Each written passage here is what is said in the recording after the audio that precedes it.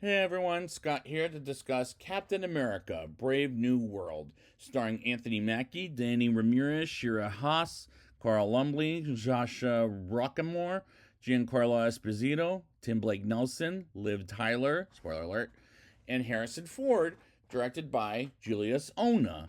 Now, before I get into before I get into the review, there's spoilers in this review, so if you haven't seen the movie, stop this video now and go see the movie and then come back and see my review. And you'll see how why I'll bring up Liv Tyler a little later. But anyways, welcome back to the Avengers. After Agatha All Along, the Deadpool and Wolverine, and so many other things, this is the movie that, as well as the series, that you need to catch up with. Like, if you don't remember what happens or why Anthony Mackie became Captain America, I'm gonna help you guys catch up. But I'm just telling you right now, if you haven't seen it, like Falcon and Winter Soldier or Eternals, which God knows I'm gonna have to bring that crap up because that was the worst MCU movie so far. Until, well, we'll see about this one in a couple of minutes. But yeah, there's some things going around with this movie as far as reminders and all that. Like even back in 2008 when the Incredible Hulk came out. I'll talk about it. Let's get into the movie. The movie opens with Thaddeus Thunderbolt Ross, played this time by Harrison Ford, replacing William Hurt because the actor unfortunately passed away as Ross, becoming the President of the United States of America, as he doesn't have the mustache, in which we'll see a brief shot of it 2 minutes later, while Sam Wilson, aka Captain America, returned by Anthony Mackie and yes, I want to explain this. He became Captain America at the end of the Falcon and Winter Soldier on the final episode, as he gets a drink, and we learn Betty Ross, returned by Liv Tyler later in the movie, from the Incredible Hulk, as she was Bruce Banner's ex-girlfriend. Meanwhile, 5 months pass by, and Sam goes to Oaxaca, Mexico, I guess is what it's called. I don't know if I said the name wrong. Please forgive me. To save some people while fighting goons, as well as Sidewinder, played by Giancarlo Esposito. And everywhere I see a movie, he happens to be in it, while Joaquin Torres, aka the new Falcon, returned by Danny Ramirez from the Falcon and Winter Soldier, and he becomes that at the end of that, like, pretty much by episode 5. I forget which one it was. Helps out and tries not to die. Meanwhile, Sam is fighting a giant muscle man called Copperhead and almost gets his booty beaten, but he wins anyways, while Sidewinder escapes Sam's sights. And the action sequences felt very choreographed and green screen, as there were times the fighting looked very fake, as the sound effects didn't sound very good this time. Ross visits his widowed wife Karen, while the dialogue Harrison Ford says about Betty, who I didn't believe, well, about Betty, who will never believe he will change, nor will she give him another shot, didn't come up believable, as the script needed fixing, as far as this is not as good as the previous 3 Captain America movies. And Harrison Ford, I'm just going to say it now, he's terrible in this movie. He's very, very bad. Meanwhile, back home, Sam makes Isaiah Bradley, returned by Carl Lumbly from the Falcon and Winter Soldier. We get introduced to him in that show, training Sam and Joaquin for combat until he gets a phone call from President Ross. And Isaiah walks into another room and doesn't know why he's working for Ross. And Sam invites Isaiah along with Joaquin to the White House as the guests of honor, and he reluctantly accepts and has a good time in the limousine until they get to the White House, and Sam's friend Leela Taylor, I don't know if I said the name right, forgive me, played by Joshua Rockamore, gets Sam to visit President Ross, and the soundtrack doesn't feel like any Captain America movie, as it was unnecessary, and the performances are a little flat. President Ross wants Sam to take control of the Avengers, and Sam doesn't know how to feel about it, as Sam meets Prime Minister Ozaki after the Avengers negotiation, and remember, Ross is the one that got the Civil War between Iron Man and Captain America in Civil War. And they get to the next scene, and President Ross talks about the hand-to-hand at Celestial Island, the hand in the head at Celestial Island, sadly from Eternals. As remember, I didn't like that film. has adamantium until Isaiah shoots at President Ross, who was almost assassinated President Ross with some calm music, which will lead to a character who will pop up later in the movie. But I'll get there when I get there, as Isaiah runs for his life, and Secret Service as well as Sam goes after Isaiah. While he doesn't know what the hell happened, but doesn't have a choice but to go back to prison for the rest of the movie. And Sam talks with President Ross while Ruth Bat Sharaf, I don't know if I said the name right, forgive me, played by Shira Haas, who's introduced. And I don't know this actress but she was all right in this movie as President Ross fires Sam and puts Ruth in charge of the situation while President Ross says to Sam, "You're not Steve Rogers." And they're doing the wrong thing at the wrong time, while Ruth has something to do with the Black Widow movie, which will be explained later in the movie, which was the wrong choice to make, as well as President Ross and this Captain America, Sam, I'm going to call him for the rest of the show, on the opposite sides again, like they did in Civil War. That's irritating.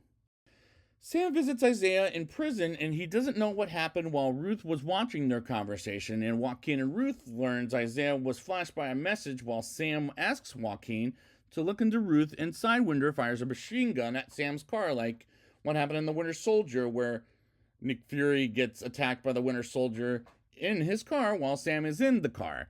While it was completely out of the blue, I didn't feel the tension as it ends with Sam double kicking Sidewinder down, and we hear from his buyer as it's Samuel Stearns, aka the Leader, returned by Tim Blake Nelson from The Incredible Hulk. And if you remember what happened to him at the end of that movie, where his brain got infected by the gamma blood from Bruce Banner after he evolved the Abomination, anyways. In this action sequence, I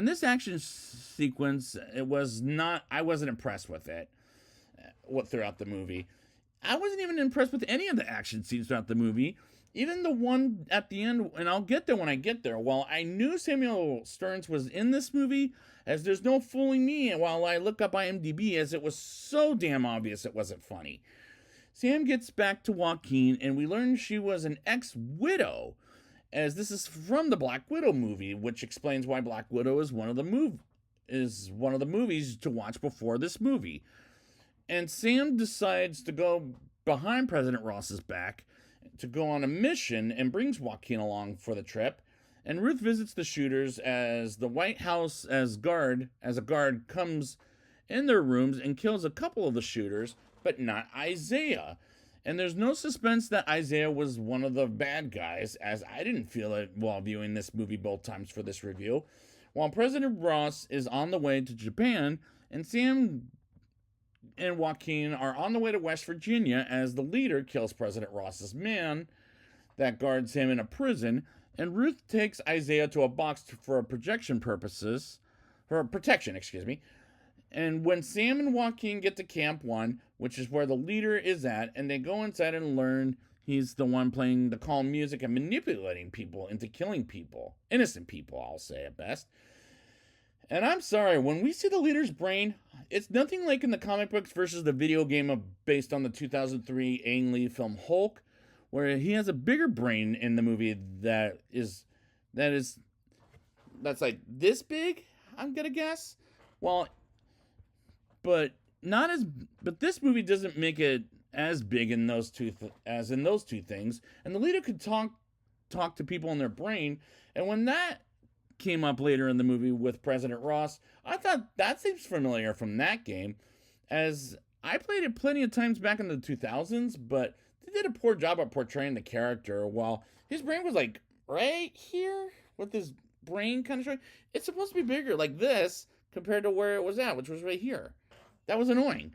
Meanwhile, President Ross gets to Tokyo, Japan. He meets with Prime Minister Ozaki, and he doesn't believe in President Ross's problems versus actions he made as Sam and Joaquin fights the Leader's men, and Ruth comes in with some Black Widow moves and fights the Leader's men, as well as she helps Sam and Joaquin for the rest of the movie, as she was a Blue Widow. And why is she in this movie, I wonder? I guess for comic book reasons, but she was a character to start off and end off at. But the performance wasn't too bad.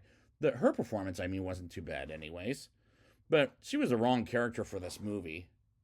President Ross wants to steal adamantium, while Sam and Joaquin almost gets there arrested by Ruth and gets them out of it, and they drive to Norfolk, Virginia, and Sam asks to see Sidewinder and chats with him about how to stop the leader from taking over the world, and Sam, Ruth, and Joaquin go to the Celestial Island, where the climax of Eternals took place, and try to warn President Ross, and he and Sam talk in another room about why President Ross was working with the leader. And he says because he was dying from a heart failure. And the acting in this scene was bad. It reminded me, why the hell are we going back to Eternals? As that one was so far the worst movie in the Marvel Cinematic Universe, let's say. The two jet fighters attack the Japanese planes under the leader's tricks, and Sam and Joaquin try to save everyone from killing each other as they stop every single missile, while President Ross tries to tell Azaki they're getting manipulated, while he believes by President Ross as the leader is getting in his head and tries to unleash the inner beast inside President Ross, which will come up later. And if you've seen the trailer for the movie, you know exactly what I'm talking about, as it's so obvious, no thanks to the trailers. While the effects looked rather incomplete and the green screen looks bad, as Joaquin is critically hit and gets hospitalized while Sam finishes the other plane off as he saved lives, while Azaki learns he was wrong to not trust in President Ross, and I just don't care, and I wanted to move on.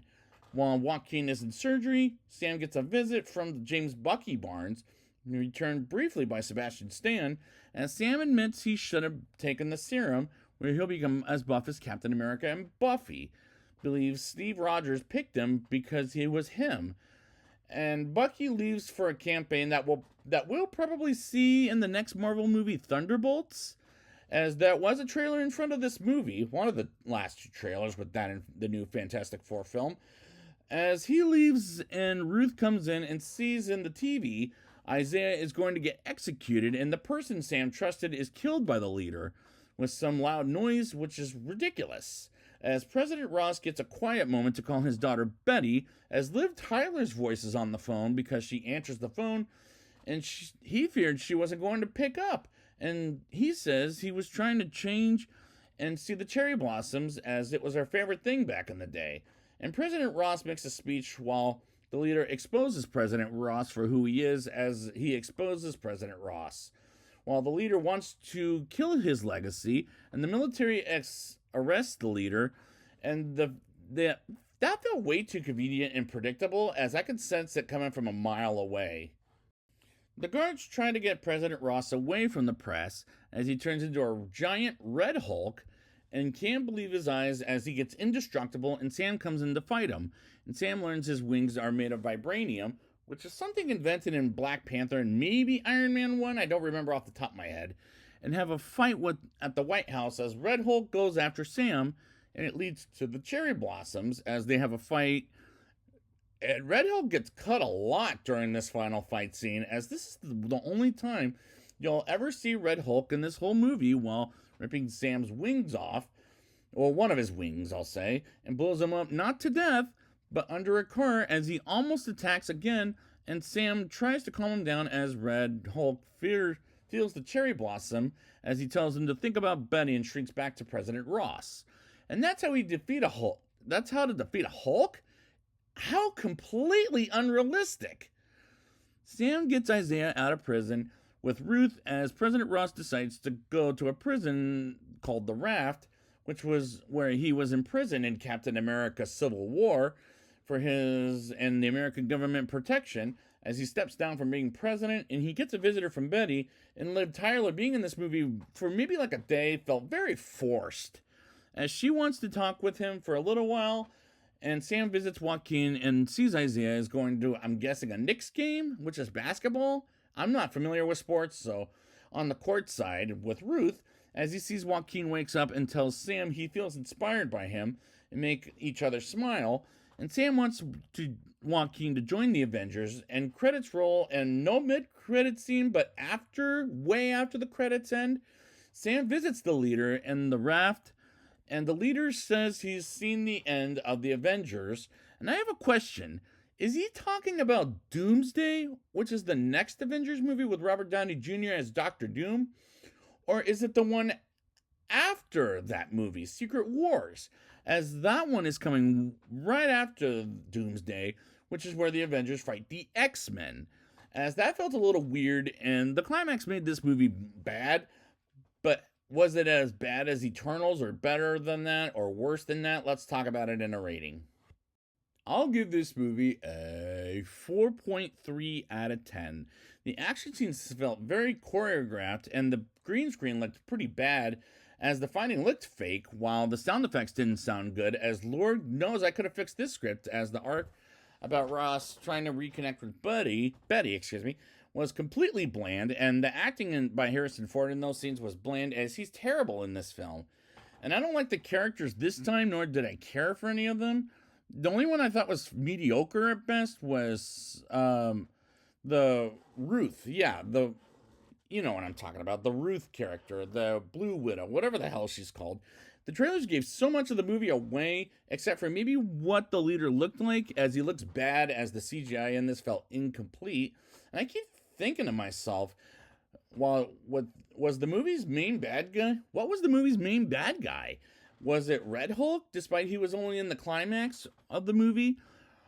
As there were times the movie was predictable, and I sensed some things coming from like a mile away. This is sort of better than Eternals, as that will so far be the worst in the Marvel Cinematic Universe, in my opinion, as it feels like the pits.